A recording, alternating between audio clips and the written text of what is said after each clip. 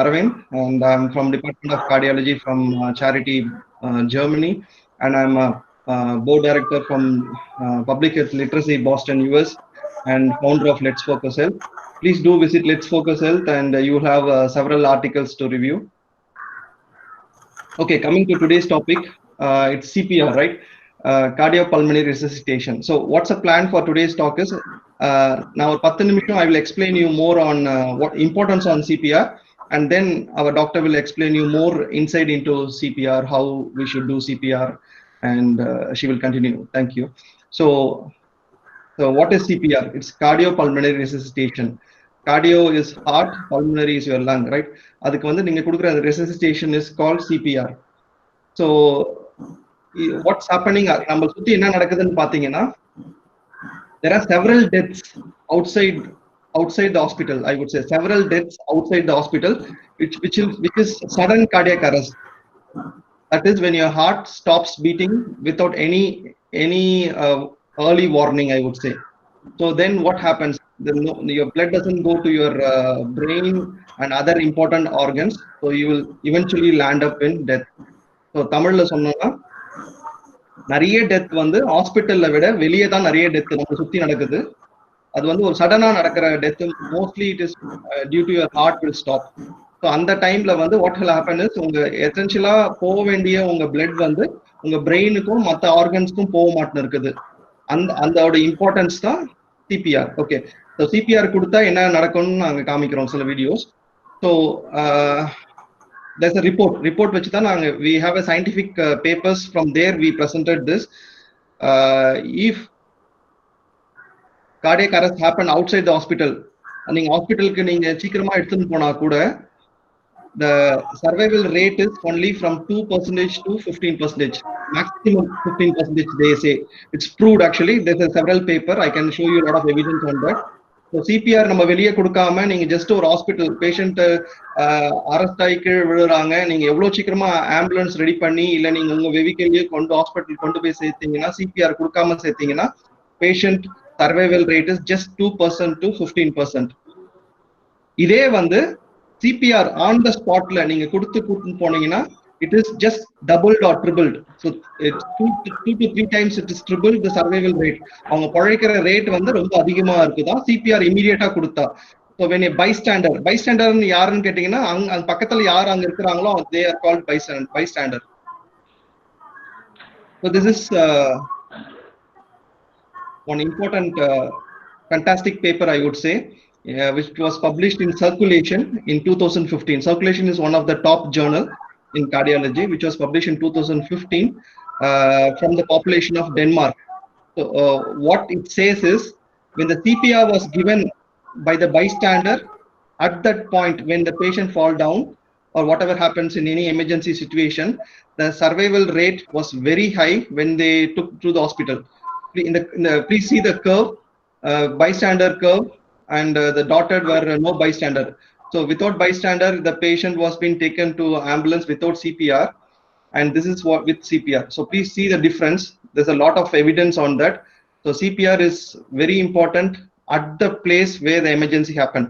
So in the paper pathina, the Circulation or one of the top journal in cardiology world, அதுல publish ஆன paper, Denmark ஒரு பாப்புலேஷன்ல நடந்த ஒரு paper, survey பண்ணி எடுத்த பேப்பர்.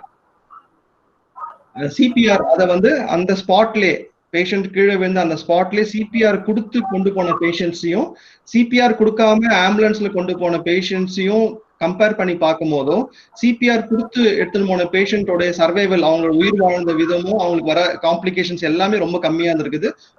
உயிர் பழைக்கிறது ரொம்ப chances high. Okay, this slide I will explain more on the importance of CPR. There are several important points on CPR. I would highlight only 7 important reasons why you should learn CPR. The first one is, as I always keep saying, that 80% of more than 80%, I would say, of cardiovascular disease or land up in some death. And in most of the developing country and developed country, cardiovascular disease is the leading cause of the death. So heart disease is the leading cause of the death, even in all of our society. That's the first reason. Second reason is simple CPR skill will save life. That's second. And third, I would say if you learn CPR, you will have a lot of confidence to handle any emergencies. Any emergency, don't think only in the streets or in the roads.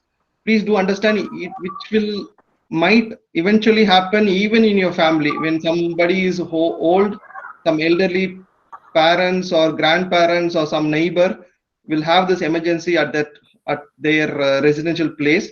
So you might help them. You could save them for sure.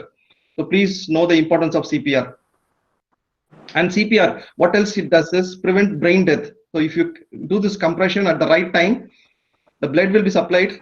It won't be cut to the brain, so brain will be prevented. And why, one more point, why you should learn CPR is there are only few percentage of people who learn the CPR. So you will be also one among them. Please understand, the one who can able to save others' life or called to be or known to be heroes. You will be a real hero if you could save somebody. And it's a valuable life skill, I would say. So please go for this. This is top 7 reason, I would say. There are several important reasons why you should learn CPR.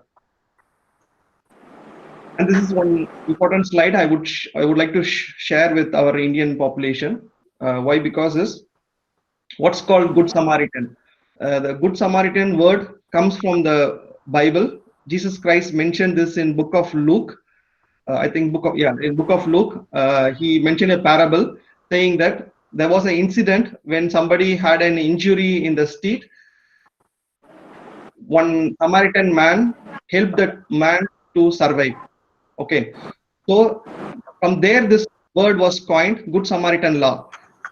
Some people in India might misunderstand that this is a recent publication from a journal in Indian newspapers. What it says is many of us doesn't know that there is a Good Samaritan law to protect us, because what I feel is we see a lot of movies and we came to a conclusion that anybody we help, any victim in the roadside or in the street, we have to be answerable in the hospital and in the police for any case inquiry. So why we should fall in the trouble, we are walking away. So there is a law to protect you. So please don't scared about that. There is a law. Even I put a notice from our High Court judgment saying that you will be protected for sure. There will be no question, no trouble for you. Anybody who can save anybody who is in the victim, please do that. Don't hesitate. What the law says is, this is a law from India. What it says is, no compulsion to reveal your personal information for any inquiry, and you will be protected for sure. There's a law to protect you, and there is no demand for you to pay at any hospital, and police investigation can be done even through video conference. So you don't have to even come over there, and you will be rewarded by state government for sure. So please, if any victim in the roadsides or any streets, please come forward to help them. You will be a real hero. So please, I would advise all of you to learn CPR, which is very important. If you learn once and keep updating your knowledge yearly once, which will save several people. So please learn CPR. And I would like to finish with 3 more slides to show you the importance on AED, automated external defibrillator. There is one, you might have seen that, to give a shock to your chest, right? After CPR, right? After CPR, this could help us. So this is available in some midpoints in busy towns. If a lot of population are meeting at some point, which is made available by our government. In spite of that, every ambulance has this. So this is one project which happened in Europe, which is tried even in Western countries and even in Australia, New Zealand, even in Asia, they're trying out. It's all in trial. But what happened was the drone. You have seen this drone, right, everywhere. So this drone, which has this automated external defibrillator, which comes to you very quick. If you call this center, they will send the drone as soon as possible, and the drone has this ADE, which will help after your CPR. But I think you might have seen this in some countries. People are not giving importance for the drone which carries AED. people are giving importance for this pizza. I don't understand why we need pizza in time. So a lot of effort is given for this pizza delivery. Drones are introduced in Western and in Europe and several countries. This is easy. This happened, but due to some threats and some laws, it was being stopped. But this is very successful to deliver a pizza through the drone. So this slide why I put here is, please all of you think, the more you give importance to your health, our government will give importance to our health.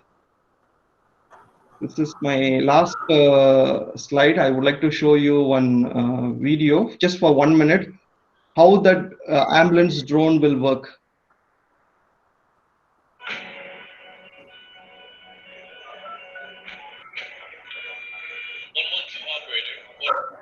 It's my dad. I think he had a heart attack. Please help. He's not breathing anymore. Please stay calm. What's your name? Joanna. Good, Joanna. We've got your location. The ambulance drone is on its way. Remove his top shirt to uncover his torso. Okay. Great. Can you go to the exit? The ambulance drone is almost there. I'll be talking through the drone now, so you can put down.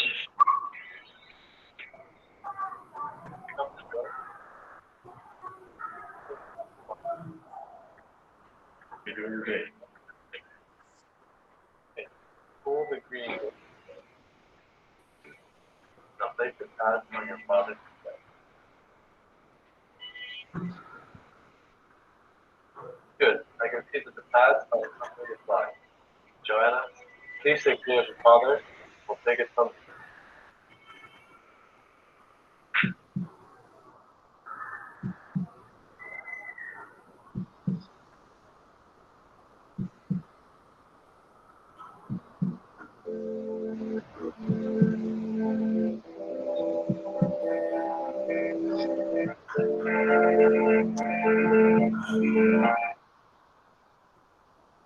So that's it. Please see the importance of the ambulance drone or AED. You must yourself has to understand the importance of your life and others' life. When you understand the importance and you take some measures, our government will also take these measures. Good morning, everyone. First of all, I would like to thank you for the introduction on me, and I would like to thank Eliza sir and Dr. Aravind, who's the founder of Let's Focus Health. It's a wonderful opportunity, sir. Thank you for it. And already Dr. Aravind has covered so many important the core of CPR. He already defined the CPR for me and the importance of CPR. And thank you, sir, for mentioning that they can become a real life hero learning CPR. So that was very good. So that's the one reason for you to today to learn about CPR. And he also explained about the Good Samaritan law, which is very important. And legally, you will be recognized for saving a life, and please don't hesitate to save anyone. Okay. And the video was also wonderful for showing drone AED. And so I'm also welcoming all the audience, and I'm so excited about the audience crowd because I have so many teachers. I could see so many teachers, and teaching is one of the profession which I respect more than my profession. So welcoming you all, and I'm happy. I could see many students in the audience. So you could. The last session will be an interactive session. So I'll try to make it very simple, and I would speak in a simple language. In the questionnaire, you can ask me any questions. Like you can reserve your questions to the last, and I'll try to make it simple and easy for you.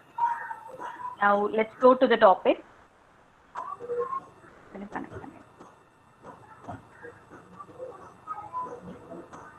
So today's topic is on BLS. BLS meaning basic support. So those who don't know anything about BLS, this is the definition. So BLS is a level of medical care which is used for a victim in a cardiac arrest until a full medical care is given in the hospital. Meaning, if someone collapses, whatever care you're giving to the patient until a proper medical professional comes is called as the BLS. And we are, the next question is, like, who can provide this BLS?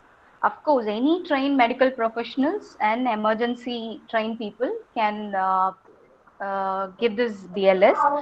And also, as sir mentioned, any bystanders who are near the victim, any lay person, meaning any non-medicos who are qualified to give the BLS, who are qualified in CPR and BLS, can provide this medical care. And so that's for BLS. And CPR, as sir mentioned, it is cardiopulmonary resuscitation. It is also an emergency life-saving procedure that is done uh, when someone's breathing and the heartbeat has stopped. Sir mentioned that suddenly heart stops and the breathing stops. So what are you going to do in CPR? So because the heart has stopped, you're going to compress the chest so that you do the work of a heart externally. That's for cardio.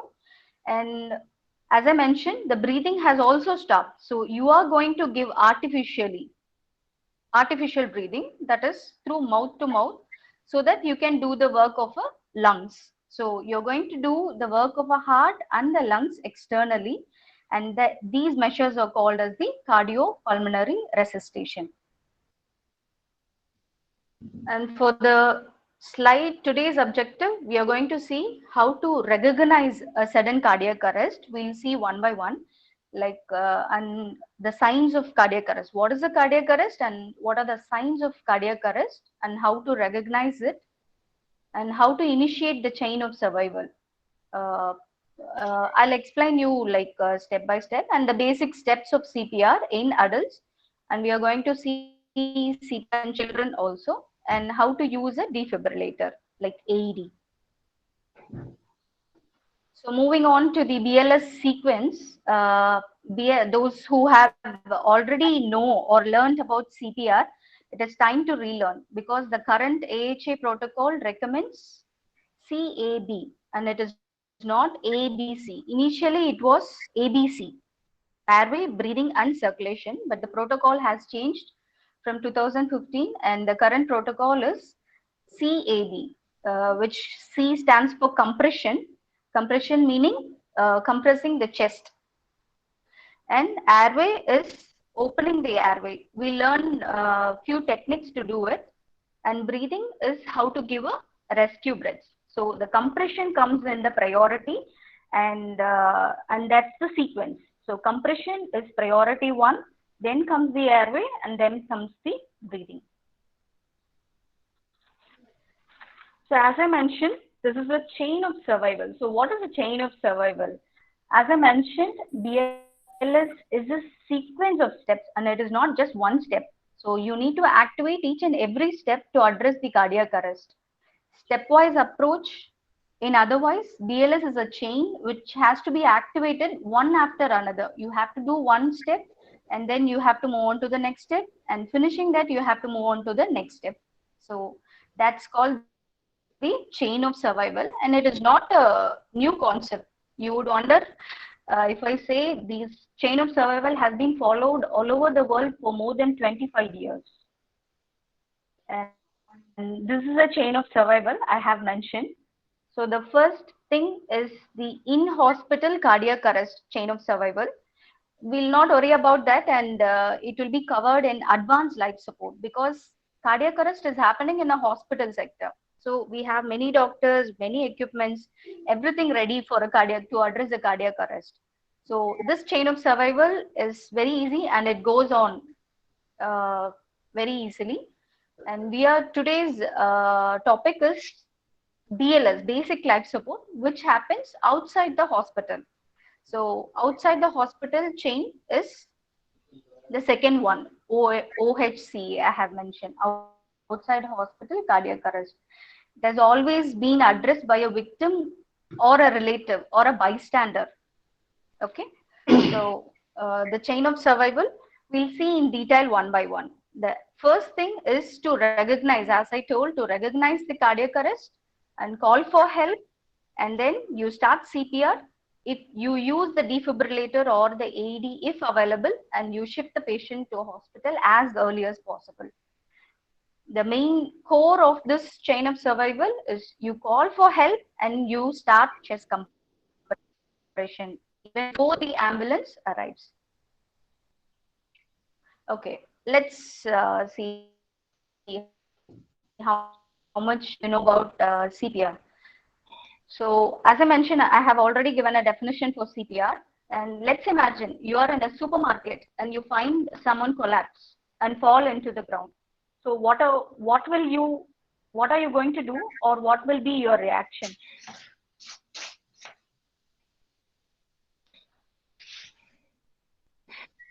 So will you be pinpointing on others, or will you sprinkle some water and call for 108 and keep waiting?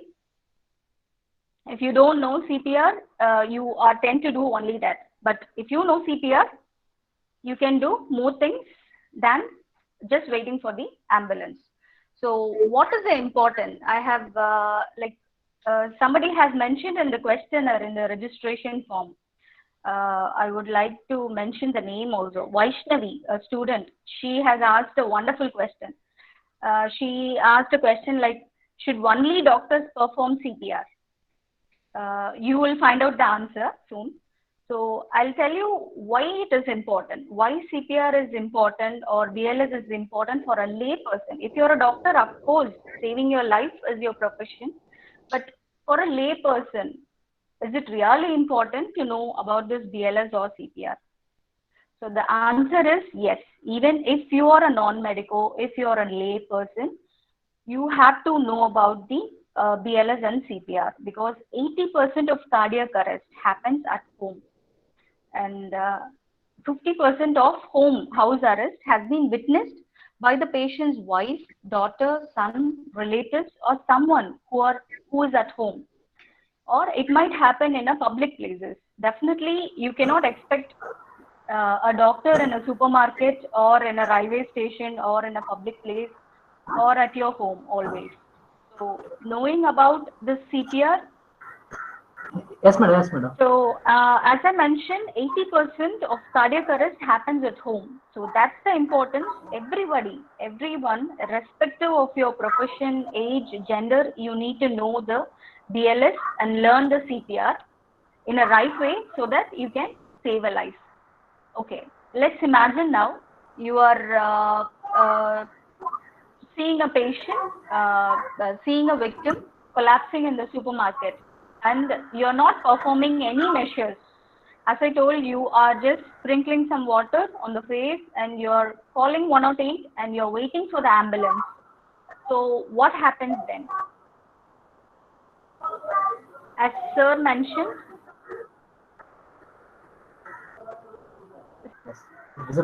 so that's the importance. And so as I told, if you're just waiting for the ambulance, not doing anything, then you end up like every minute counts. As sir told us, Arvind sir already mentioned, the survival rate decreases by 7 to 15% if you're not intervening or if you're not giving CPR and you're just waiting. But at the right time, if you intervene and start a CPR, the survival rate increases up to 75%. So that's the importance, and that's the thing you need to start CPR as early as possible. So we'll move on to the steps of BLS now. So the very first step is ensuring scene safety. What is this scene safety? So a scene is where the victim is lying, and you have to make sure that there is no electrical hazards, chemical hazards, or anything which will harm both the victim or the like the person who is going to give CPR or the person who is going to help the victim. So as I mentioned, outside hospital, it can be anywhere around. The person would have got an electric shock recently, or it would be a swimming pool. The person would be drowned in a swimming pool, or it would be a railway track, or in the center of the road. So you cannot go in the center of the road and try giving CPR. You are risking your own life and the victim's life by that. So if you see, for example, if you are rescuing a patient from a fire accident, and if he has collapsed, so the first thing is you have to ensure the scene is safe, meaning you cannot do it in the fire. So you have to evacuate the victim to a safe place first, safe both for the patient and for you, and then perform CPR. So the very first step is ensuring scene safety. And the second step is checking for response, as I told. Checking for response is unresponsiveness. So when a patient undergoes cardiac arrest, the patient becomes unresponsive. So what is a cardiac arrest? I have not defined a cardiac arrest. So cardiac arrest is a sudden and unexpected loss of the heart function, meaning heart has abruptly stopped beating and the breathing has lost and the patient has lost the consciousness. To simplify it, the heart has stopped, the lungs have stopped, and the brain has stopped suddenly. So that's called the cardiac arrest. So what is the signs of cardiac arrest? So as I told, the heart has stopped. So there would be no pulse for the patient and the brain has stopped functioning. So that's why the patient is becoming unconscious and the lungs will stop, and that's why the patient will not breathe or will have only gasping breathing and not a normal breathing. So as I mentioned, we are going to see about the BLS AHA guidelines, which has been updated recently in 2015. We are having the same guidelines even now. So it is a flow chart or a sequence of action performed step by step, and we'll see each step, in detail. So, as I told, the very first step is to ensure the scene is safe. So the next step is to recognize a sudden cardiac arrest. So how are you going to do it? So you have to when you see a collapsing patient, you come near them, shake and shout. So how are you going to do it? Tapping on the person's shoulder and shouting, "Are you okay? Are you okay?" So you're tapping on the patient's shoulder and shouting, "Are you okay?" So if the patient responds, that means the patient is not in cardiac arrest. If the patient is not responding, it is a sign of a cardiac arrest, because we have seen unresponsiveness is a sign of cardiac arrest. So you have to go to the next step, which is immediately calling for help. So immediately calling for help is your 108. You call your 108 and you tell them, I have addressed a cardiac arrest, and you have to mention then the address. And you have to also, when you're telling it is a cardiac arrest, they will provide a AED, a defibrillator, and a paramedic along with the ambulance. And if you're a single person, your first step is you have to call the 108 yourself. If you have a crowd or somebody near you, you can ask someone to call for you, and then you can start performing the next step. The next step is your pulse check. So pulse check, what should you do? You can try it yourself now. You can put your middle 3 fingers or 2 fingers, that is your index and middle finger, in the center of your neck over the Adam's apple. Adam's apple, or it is a prominent bone in the center of the chest. Can you palpate? Are you hearing me? Can you palpate in the center of the chest? Can you palpate a bone, prominent bone? And you have to just slide your finger to the uh, uh, right. If it is right, you're checking with the right hand, you have to slide your finger towards the right side. If you're checking with the left hand, you have to slide your finger to the left side, and the finger will fall into a groove where you can feel a pulse. This pulse is called as the carotid pulse. You can ask, why carotid pulse, ma'am? So the answer is, it is the biggest artery which can be easily palpated in the neck, and it is superficial, easy to palpate. That's why they have chosen carotid pulse for pulse check in a adult BLS. So how much time you can check for this? It is only 5 seconds, not more than 10 seconds. You can just put your finger in the center of your neck, just slide your finger. It falls into a groove where you can feel for the pulse. So while you are checking, within 10 seconds, you have to come to a conclusion. So 3 things. You either feel a pulse. So feeling a pulse, if pulse is present, you're not going to give CPR, because if pulse is present, as I told, heart is functioning. So the patient needs a medical care, but not a CPR. So if you are not having a pulse, that means heart has stopped. So definitely the next step is you are going to give chest compressions or CPR next. And for few, it will be doubtful pulse. If it is a doubtful pulse, you're not sure whether pulse is there or not, then again, you're going to start CPR. So the next step is you have to start chest compressions.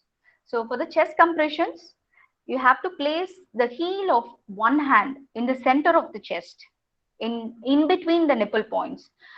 Not the right side of the chest, not the left side of the chest. It is the center of the chest, because the center of the chest has the sternum bone, which is the most strongest bone than your rib cages. The side of the chest has the rib cages, which is very fragile and it might break during your CPR. So that's why the recommendation is to place your hands in the center of the chest and interlock with other hand, and you keep the wrist, the elbow and the shoulder straight, perpendicular to the chest as shown in the picture, and you start compressing the chest. You have to push hard and fast. So how hard?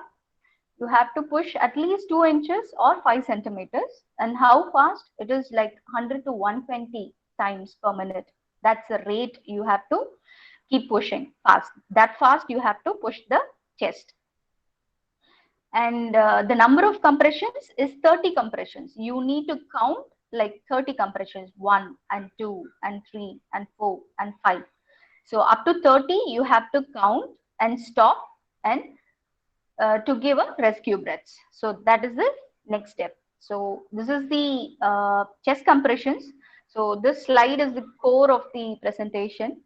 So I'll once again mention, you have to place the heel of one hand in the center of your chest and interlock with other hand.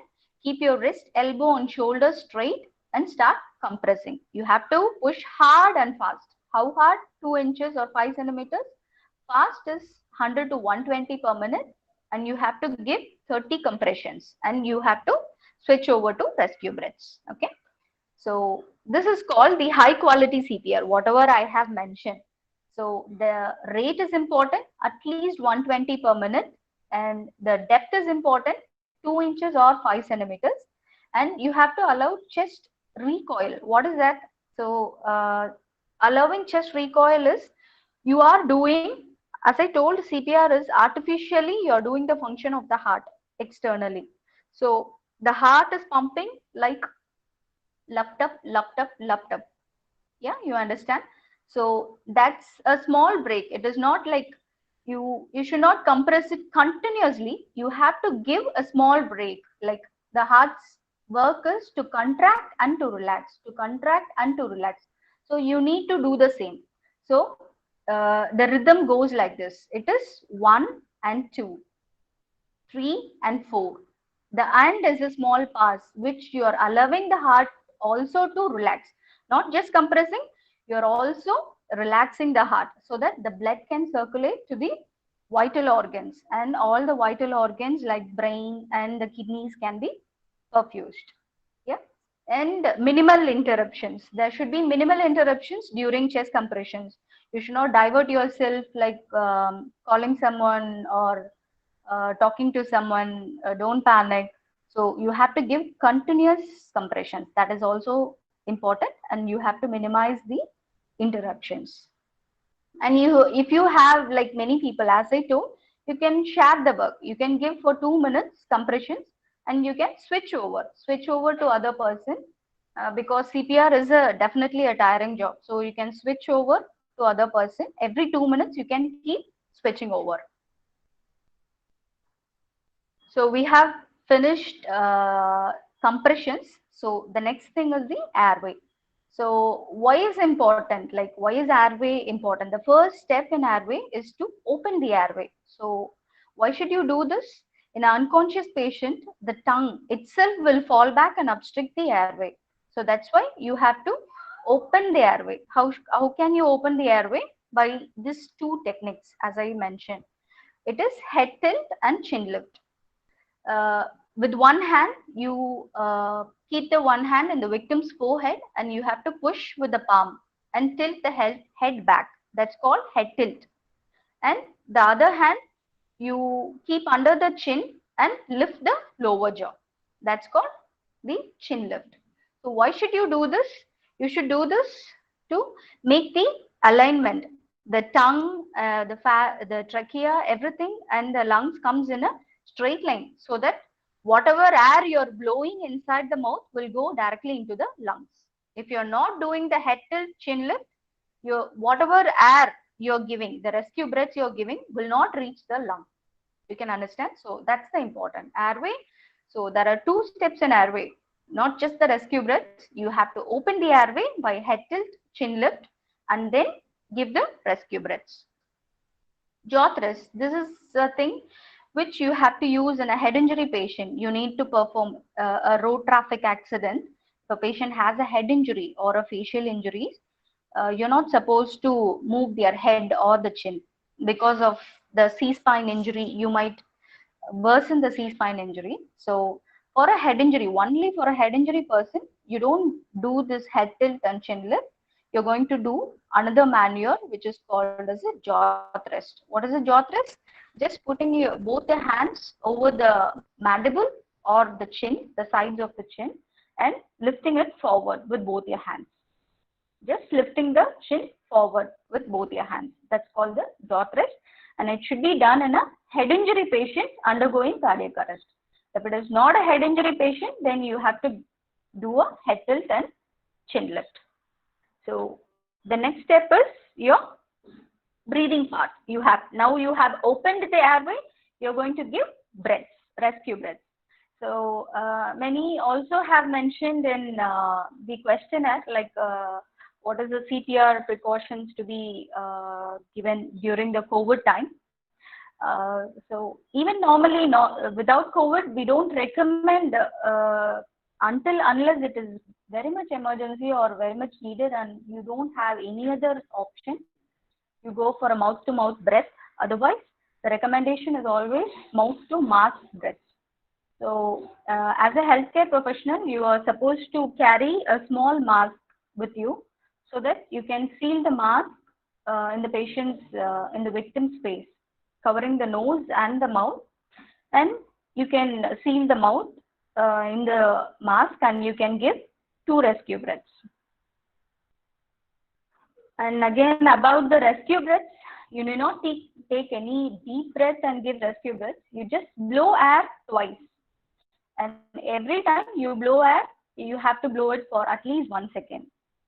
So this is a sequence of CAD. So we have given 30 compressions. The second thing is airway. You're opening the airway by head tilt and chin lift. And the third thing is the breathing, CAD. Breathing is your rescue breaths. You're giving 2 rescue breaths, just blowing air into the patient's mouth. As I told, if you are a single rescuer, you have to do both all the 3 jobs. You are going to give a compression. You're going to then shift to the head end. You have to open the airway and give rescue breaths. But if you have 2 people, one can stand in the chest for giving compressions, and one can be at the head end to give the rescue breaths. So you can share the thing, and even sharing, you can switch over. Every 2 minutes, you have to keep switching over. The compression person will come to the head end, and the head end person will come for the compression. So that's important. And the next thing is finishing CAB. You have to use the automated external defibrillator, or it is called as the AED. So what is this AED? it is a device which can analyze heart's rhythm and, if necessary, deliver an electric shock or defibrillation to help the heart re-establish an effective or a normal rhythm. So it is a very simple device. It is not like a manual defibrillator. Whatever you are seeing in the hospitals, those are manual defibrillators, but these are automated. You have to just switch on it and put the two paddles over the person's chest. So one paddle, as mentioned, as shown here, you just put the one paddle on the top right side of the chest and the second paddle on the under the left breast. So you just connect the paddles and you press one. One is for on, and you press the second button to analyze the rhythm. The AED analyzes the rhythm and will recommend you for a shock if needed. So if the AED, the voice will be coming like, if you want to shock, then it recommends you to press button 3. Then only you are going to press shock. You're going to shock the person, and then you have to immediately resume the CPR once after shocking. So during pressing the third button, if suppose you are shocking the person, you have to stay away from the person. So that's the importance of AED. As Arvind sir mentioned, he mentioned like the drone AED in abroad countries, but you can see this AED even in our country very often, even in our places in Chennai, Madurai. Most common places where you can find AED is your railway stations, your malls. In Chennai, everywhere you can find AED in like big malls, churches, so many gyms. Nowadays, so many schools has AED in it.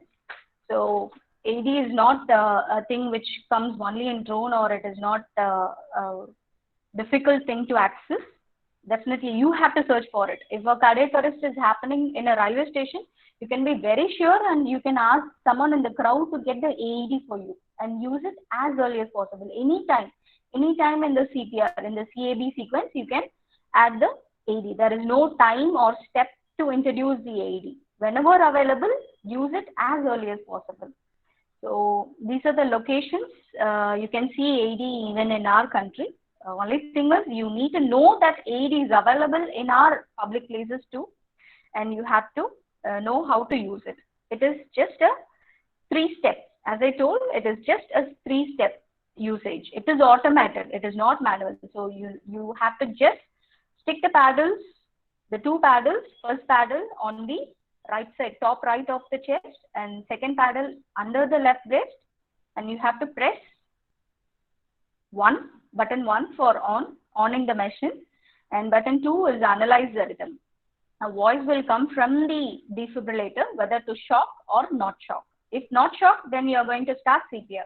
If it is requesting for a shock, then you press button 3 and you stay away from the patient, and it will deliver a shock and you have to start CPR again.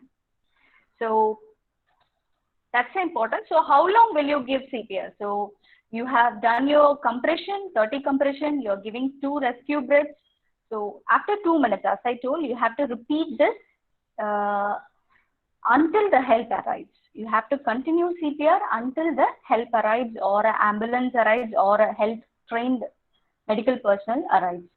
And you have to use the AED as early as possible. So there's no time for how much like time you have to give CPR. Until the help arrives, you're going to continue the same cycle and checking the pulse, rechecking the pulse every 2 minutes once. That is 5 cycles. After your 5 cycles, or every 2 minutes of your 30 compressions and 2 rescue breaths, you need to check for a pulse.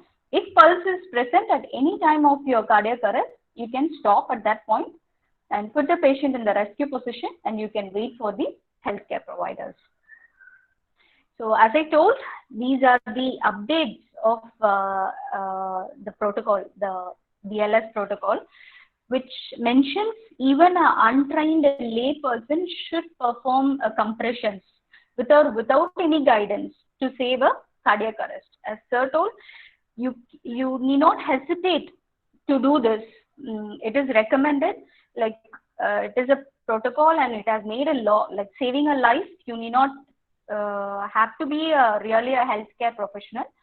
Only thing is you have to be qualified and you have to know the CPR in a right way. As sir told, you have so many programs nowadays like AHA certified. You can attend a course, BLS course. So many centers, so many hospitals run that, and you can attend the course and you can be a certified BLS provider, so that you'll not have any fear of doing it. And as I mentioned, the changes like for new protocol is, earlier it was just 100 per minute the rate. Now you have to be more fast, that is at least 120 compressions per minute. You have to compress at that speed. So you have to maximize compression time, and depth is also not too deep. It is just 2 inches or 5 centimeters.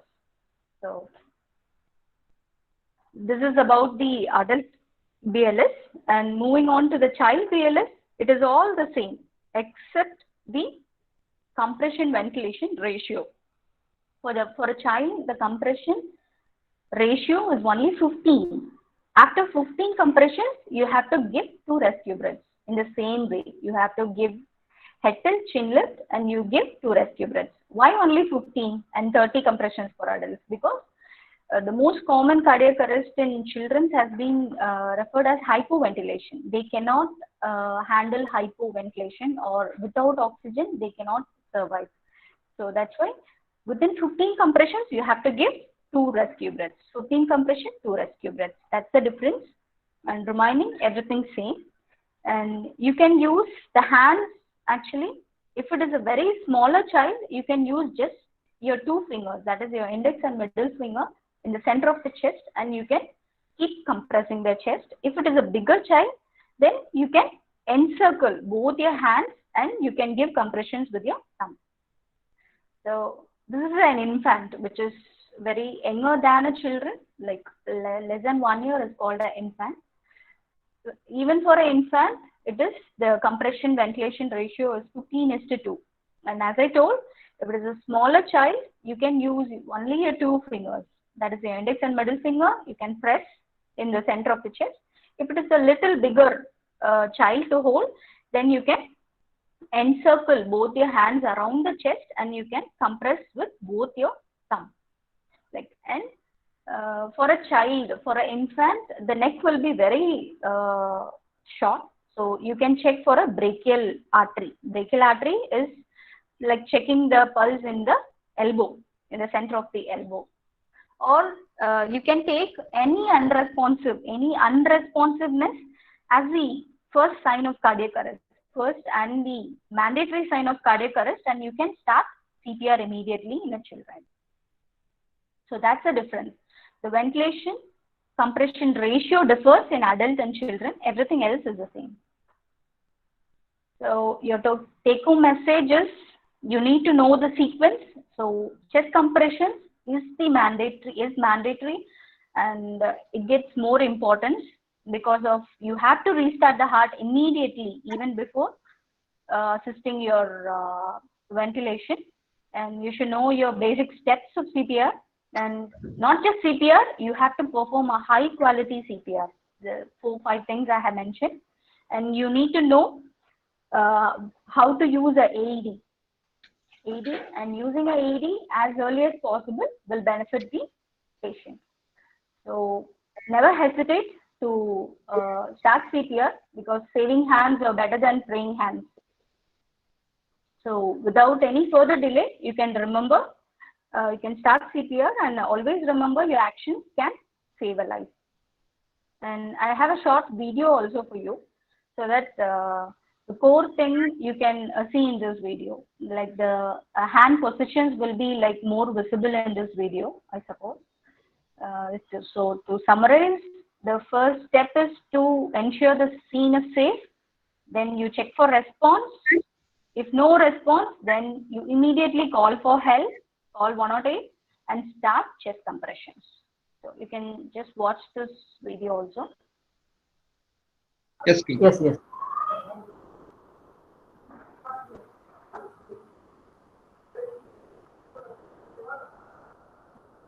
position is important. Like just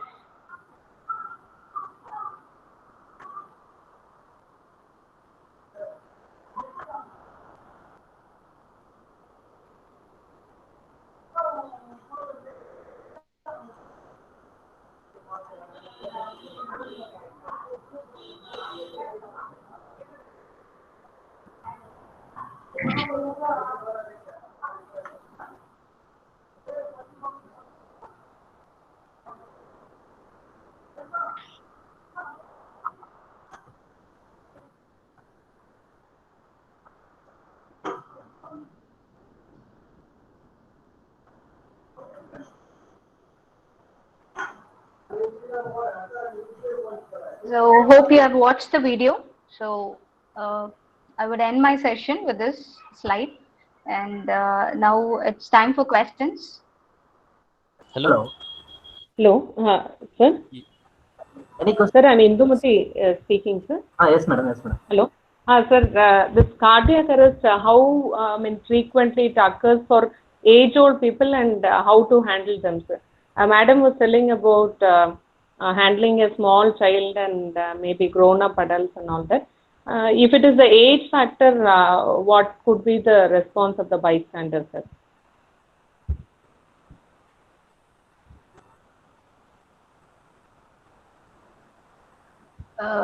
Dr. Arvind, do you want me to answer?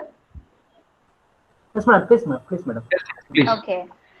So, as you mentioned, like adults, like more than 16 years and up to 80 or 90 comes under adults. So the protocol is the same. If you're addressing a cardiac arrest in an adult, the protocol is the same. You have to like look for the scene safety, as I told you, then check for response. No response and pulse, you straight away go into the CPR and rescue breaths. There's no specific things to be done only for the old age. Nothing like that. Everyone comes under the adult protocol, the same protocol. Thank you, ma'am. 30 compressions and 2 rescue breaths. Thank you. Indumati, I would like to add something over here, Dr. Yes. Vika, please. Thing is, please do understand what is the importance of CPR is. If patient is arrested, if you call and you check there's no response, we have to give CPR within 2 minutes. If we start CPR within 2 minutes, it will prevent several damage. That's the reason we are telling importance on CPR as soon as possible if patient is not responding. And please don't confuse sometime if patient, some patients I've seen in India even, if hypoglycemia, even that case they won't respond so much, but don't confuse on them and try CPR. So please do understand and apply your knowledge and do CPR, call for help, take some help for sure. And I would like to emphasize more on importance on CPR. I request all of you to understand the importance of CPR. Go for CPR classes. There are several classes in our community. You might not be knowing it. There is several free courses for CPR. So go for it. If you learn once, you will understand the importance of CPR and you will be more confident. I would request all the family members and all the school children, all the adults to go for CPR classes. Thank you, sir. Yes, sir. Thank you for mentioning that, sir. Like, so we request you to attend a session so that you will be very clear. As sir mentioned, you're not supposed to give CPR in a hypoglycemic patient where the pulse will be present. That's why to identify a cardiac arrest, you need to see at least these 2 signs: unresponsiveness and there's no pulse. So if somebody is drunk also, your tap and shouting on the shoulders will not wake them up. So you cannot conclude they are unresponsive and start CPR on that. So you need to check the pulse also in that case. So for everybody, you have to check for the response and the pulse and then start CPR. And if you have hands-on training, it will be very clear for you if you attend CPR sessions. Yes, Kritika, I would like to add something to you and to SRFO and to the previous people who questioned. I am a bit cautious with my words. You know, please understand me. I'm a little stressed and little cautious with my words because if something goes wrong, you will easily blame us. Those doctors told us to do CPR. So please, that's the reason I'm a little cautious. Please learn CPR. once learn CPR and you have to keep updating. Even we also keep updating our knowledge every year, 6 months once, CPR courses. Yes, sir. So please don't try CPR any patient who is alive, not even for a joke, like please do understand the importance on that. Then don't blame us. Sorry.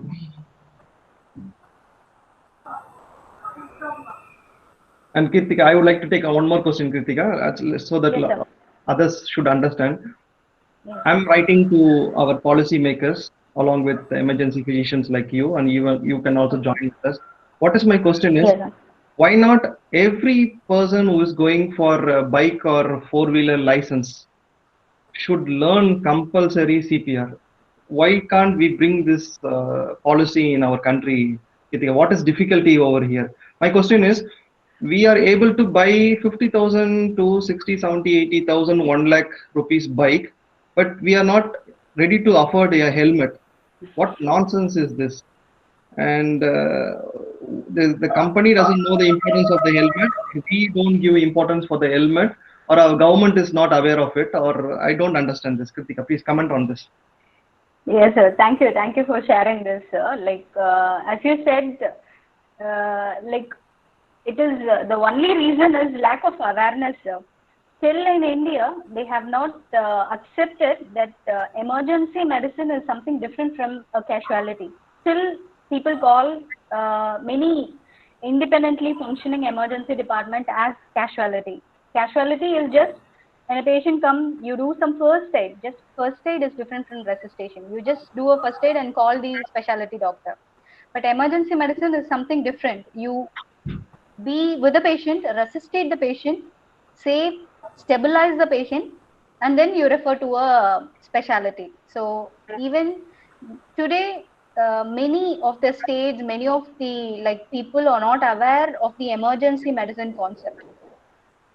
Like time is brain, time is heart, time is everything. You need to do it in time with so lack of awareness. That's why they are not as you said, it has to be like compulsory for everyone. In UK and US, they are training BLS even in third standard, sir. Like third standard, it is a compulsory subject, and you need to learn. A third standard student knows how to perform a CPR.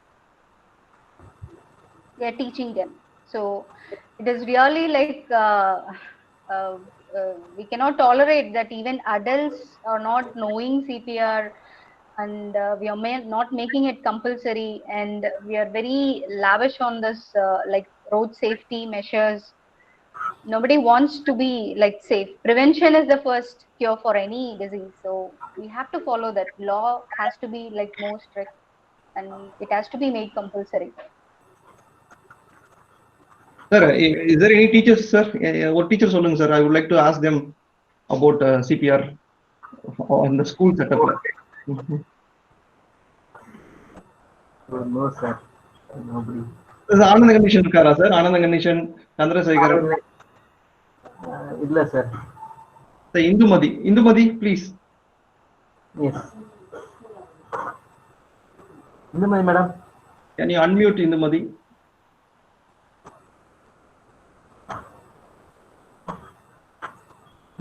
Yes, sir. Indumadi ma'am, என்ன ma'am difficulty? எப்போ நீங்க கடைசியா உங்க ஸ்கூல்ல CPR class வச்சீங்க பசங்களுக்கு? Sir, we have it through NCC, sir. But otherwise, our regular teachers have not given any kind of training. We are not trained in this particular thing, sir. Through the NCC cadets, I think we once watched the process, whatever you have discussed now. We have just witnessed the thing. But we are not trained, nor the other children are trained, except for the NCC cadets. No, Indumadi, that's what I'm trying. I already mentioned. Yes, sir.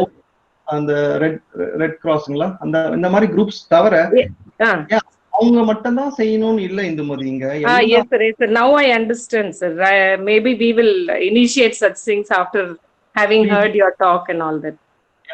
நீங்க initiate பண்ணாதான் Indumadi. Yes, sir. Definitely we will put forth, sir. We will put forth about this when children being trained in CPR. We will definitely put forth that idea into the heads or the management, sir, to arrange for it. We do have the doctors, set of doctors. We have our own hospital. I think they are the best persons to give such training for the teachers or the students, sir. Definitely, I promise that I will take initiative in this regard, sir. Thank you. Get back to us. Yes, sir. Yes. Alicia, sir, if any college students are over here, what I would like to sir, pull pantoma, sir. Suprita, sir. Suprita, could you speak with us, Suprita? Yes, sir.